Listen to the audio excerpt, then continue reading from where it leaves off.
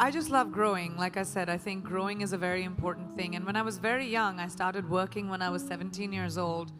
And I remember my mother telling me this really young, that women should be financially independent.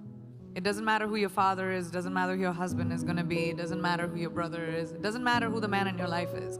You need to be responsible for your finances and be financially independent.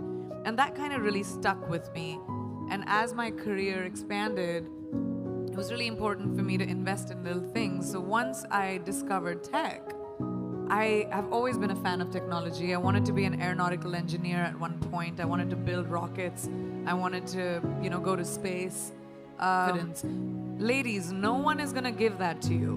No one is going to tell you, here's an opportunity, go make something of yourself. You're going to do it for you. Because people are only going to try and take it away. And it's so important for us to be able to empower each other in everyday life. We don't have to conquer the world. You don't have to be the only person who reaches space. Like, you don't have to have crazy, wild ambitions. You just have to find your power and to say that, oh, I can do this too. I don't have to create like this crazy opportunity for me to thrive. You can thrive in anything you choose. Just have to find that confidence within yourself. And how do you find that confidence? By telling yourself that your flaws are fine. Each one of us is flawed. No one is perfect. None of us. We all have bad days. We're all gonna feel like shit sometimes. Sorry for my French. Feel like bad sometimes. We're on the internet. We can say what we want. Okay, great. But you're all gonna have bad days, and that's fine.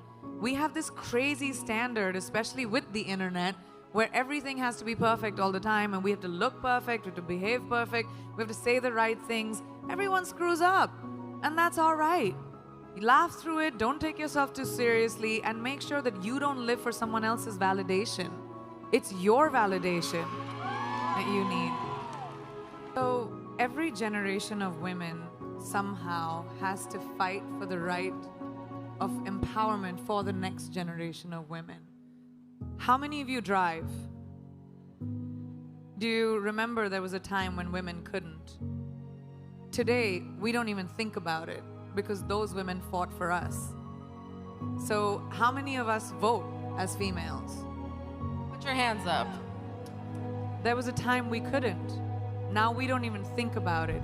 So we, as women, everyone in this room and everyone in this world has a responsibility to our future daughter, to our future granddaughter, to change the world in a way where they don't have to think about lack of opportunity. They don't have to think about diversity. Diversity shouldn't even be a conversation. It should be normal. When we look around this room, there's not one kind of person. I don't even see one kind of person in one row. And that's our normal. And that's the world we will create for our daughters, for our kids. We will create men that empower the girls around them. We will create men that respect the girls around them and create a legacy for their children going forward. And I think that's our responsibility, and we need to take that really, really seriously.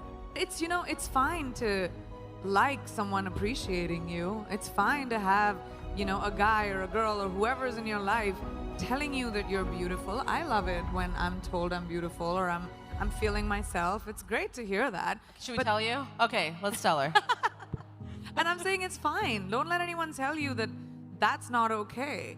That's fine too, but that's not what your validation should be. That's a bonus. Your validation should be this spring in your step when you walk out of the door because you feel good.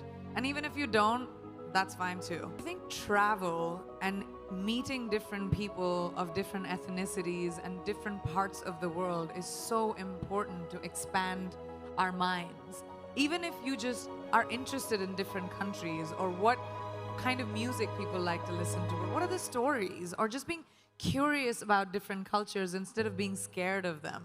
Like, I think we're living in a world where we're so afraid of different that when something is different, we'd rather not be curious. We'd rather be like, all right, I don't want to offend someone, or I don't want to say something wrong.